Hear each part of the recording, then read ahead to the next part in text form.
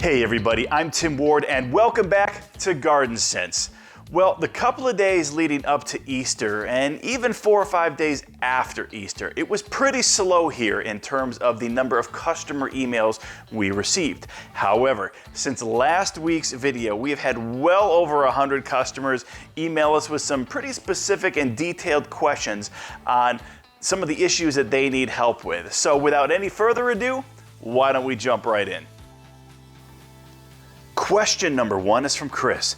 Hey Tim, aside from a fence to keep rabbits out of my yard, are there any other ways to keep them away?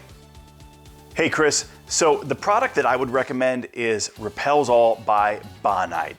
Now this is the product that I've personally used and it works pretty well. And I say pretty well because again, with weather patterns, you get a lot of rain, it can actually wash away some of the applications that you put down. So for this product to really work well, you need to just tell yourself, I'm gonna have to put this down a little bit more frequently than it's gonna say on the label. That being said, when I have put it down, I have noticed a difference. I've been able to keep deer away from my orchard. I've been able to keep rabbits and squirrels out of our gardens. It's not perfect, but it definitely helps. So again, if you're trying to keep them off your property, away from gardens, away from flower beds, things like that, I would definitely head over to rosensonline.com and pick up some Repels All by Bonide. Hey Tim, I have black, brown, and white spots on my mountain laurel leaves. Can you tell me what it is and how to treat it? So this looks like black leaf spot, and it's actually pretty common when it comes to laurels. Now, it's not inherently going to kill your plant, but we do want to get it taken care of because as you're already finding out, it spreads really, really quickly. So one of the first things I would recommend is actually picking up Monterey Complete Disease Control. It's a really good product and I would start using that right away. The second thing you're going to want to do is actually start collecting any of the debris, any leaves that it may have dropped, rake them out away from the laurel, scoop them up, and frankly, I would burn them. You want to get those mold spores, that fungus spores, away from the bush because that's actually how it spreads. Those spores can become airborne and they're going to land on the healthy leaves. The last thing that you're going to want to do is make sure that you go ahead and trim any branches or leaves that are really looking diseased. Get rid of those, and I know that that's going to make the bush not nearly as attractive, but again, we're trying to kind of eradicate the disease, and so this is one of the best ways to do it, is to actually cut and remove anything that doesn't look healthy on that laurel. Hey Tim, I have these little purple weeds all over my lawn. What is it and how do I get rid of it? So this is an easy one. Those are wild violets and they are incredibly common throughout the Mid-Atlantic, the Northeast, the Midwest. You're gonna find these guys everywhere.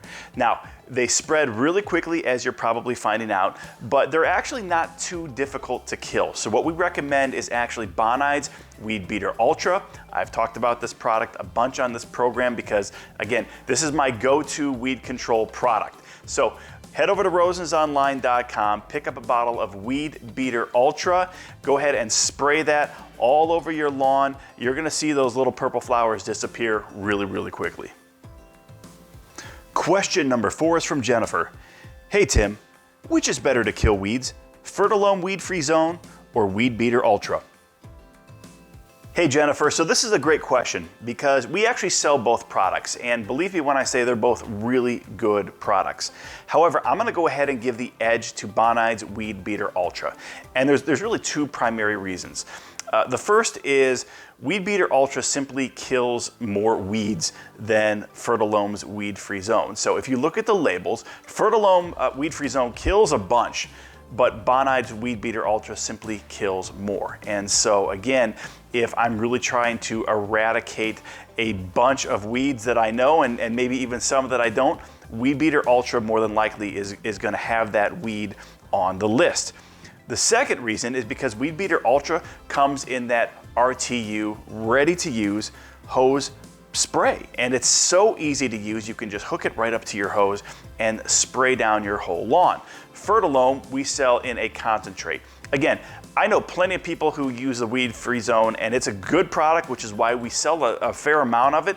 but for my money and for just what I need to kill in my yard on a yearly basis, Weed Beater Ultra is the product that we recommend most here on Garden Sense. The next question is from Neil. Hey Tim, I realized that I didn't cut back my butterfly bush last year, and now it's starting to sprout. Should I trim it back or just let it grow out? Hey Neil, when it comes to butterfly bushes, there's no rule that says you have to trim it back every single year. So the fact that it's already sprouting, I say just let it go. All that's gonna happen is it's gonna get a little bit bigger, a little bit bushier this year, and hopefully it's still gonna have plenty of blooms to attract those butterflies. But again, you're not hurting the bush at all by letting it go. So I would sit back, enjoy it, and then maybe in the fall, take a look at it and decide for yourself whether or not it's gotten a little bit too big. And then again, most of these bushes you're going to want to make these types of cuts in winter time. Again, when the growth has stopped and there's no threat of new growth forming when you trim it back. So again, let it go, enjoy how big it's going to get, and feel free to send pictures to tim@rosensonline.com. We'd be happy to share them right here on the program. Question number 6 is from Tom. Hey Tim, when is the right time to thatch my lawn? I live on Lawn Island and we seem to go from winter to summer the past few years. So when it comes to dethatching your lawn, the first thing you want to do is make sure that the grass is actively growing. So you can do it in the spring, you can do it in the summer, and you can do it in the fall. The reason that you want the grass to be actively growing is the process naturally will create some bare spots. And as long as the grass is growing, you have a much better chance of that grass filling in that bare spot naturally. Now, what is the best between spring, summer, and fall? Well, let me just say right off the bat that I think summer is actually the worst time to do it. There are plenty of people that do it, and they can still do it well. But again, when you think of just that summer heat and what that can do in terms of the stress that it puts on your lawn, when you go through that thatching process, again, it can actually kill some of the grass, again, just simply because of the heat.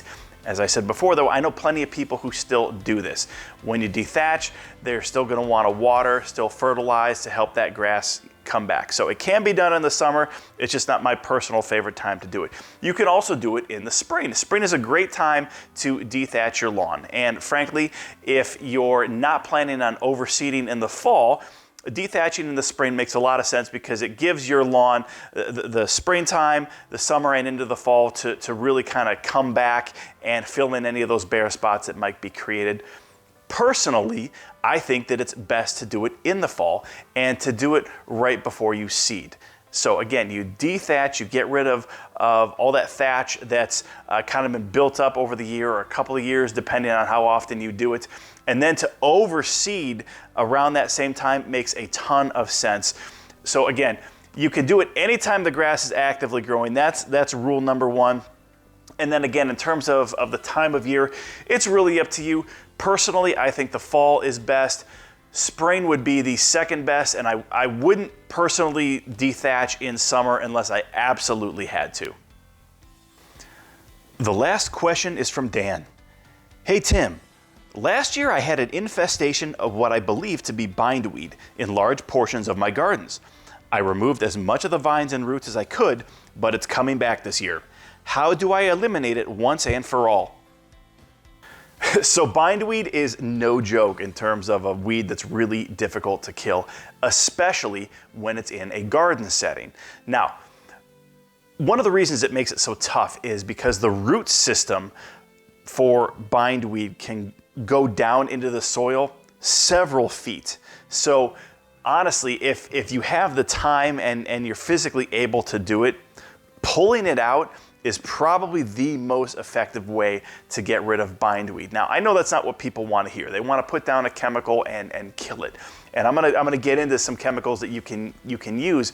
But again, remember, the root system is so deep. That's why it's probably coming back, is because as much work and effort as you put into getting rid of it last year, you simply didn't get all of it. So what are some products though that you can put down? Well, one of the products that I would recommend, but you're gonna have to be careful in terms of how you apply it, is actually Weed Beater Ultra. Now, Weed Beater Ultra is designed specifically for lawns, so this isn't something that you're going to want to just willy-nilly spray all over your garden. However, it does list bindweed as one of the weeds that it's going to kill. So what I would do is, identify where in the garden you want to spray, and then really just try and put down some cardboard or some plastic, anything that you can around some of the desirable plants in that area, and spray down the bindweed with the Weed Beater Ultra. But again, you gotta make sure that you protect the surrounding plants, because there's a good chance that Weed Beater Ultra could kill those plants depending on what they are. A second product that you may want to consider is Captain Jack's Dead Weed Brew. It's by Bonide. It's a really good product. This product is designed specifically for use in gardens, but again, you just want to be careful in terms of how you apply this. If it's a windy day, some of the spray could get on some of those desirable plants and cause damage, and we don't want that. So again, when it comes to bindweed, if you're able to pull it out by hand, it's worth the time and worth the effort. If you're unable to, you don't have the time, or maybe you simply just don't want to, try Weed Beater Ultra, try Dead Weed Brew. Those are probably the top two products that will actually kill the bindweed. So again, good luck. I know it's difficult, but hang in there. I believe it's a fight worth fighting. A couple final thoughts here, folks. Remember that between now and really mid-May, you want to get down some type of grub control on your lawn. We recommend BioAdvance 24-hour grub killer. It's a really great product, and again, if you want to keep your grass looking healthy and free of grubs over the summer, you really need to get this product down in the next couple of weeks. The other thing you're going to want to consider stocking up on is your garden trust, whether you're putting in a vegetable garden, or maybe around Memorial Day you're going to start planting your flower gardens if you haven't already. Garden Trust is obviously our preferred product for making sure that you get those bright blooms, that real bountiful harvest in terms of your vegetable garden. It's a fantastic product. And again, we've mentioned it many times over the last couple of podcasts here. Garden Trust is really great for flowering bushes and ornamental flowering trees. So again, Garden Trust is designed specifically for blooming. So if you have bushes, trees that produce these beautiful flowers, or you have your vegetable garden, or you're planting just regular ornamental flowers, Garden Trust is the way to go. Kickstart is another product that we want to remind you guys that you're going to need to continue to put down on your lawn in between your fertilizations for turf trust. However, it's also something that you can use in your gardens. Again, this is designed specifically to help plants strengthen their root systems so they can take in more nutrition, more minerals directly from the soil. So absolutely put it down on your grass. But again, put it in your gardens, use it for your trees, use it for your shrubs. It's an incredibly versatile product, so we highly recommend that you guys pick up a couple of bottles and use it over the course of the summer. Folks, we had a great week last week in terms of sales. We really appreciate just all the support that you've shown us. Again, we appreciate the time that you give us, and if you have questions, please go ahead and just email me directly, tim@rosensonline.com. That email will come right to me, and folks, I really do my best to answer each and every email within a 48-hour period. I know sometimes it goes a little bit longer than that, but again, I really do appreciate your patience, because like I said, there are some weeks, like last week, where I get over 100+ emails from customers like you with questions, and I want to make sure that I'm always providing the most detailed answer that I can. So typically the responses are not just something I sit down and whip out a response very quickly. I usually try and provide as much detail as I can, because I want to make sure that the instruction that you're getting is crystal clear to you. Folks, again, thanks for spending so much time with us today, and I hope you guys have a great week. God bless.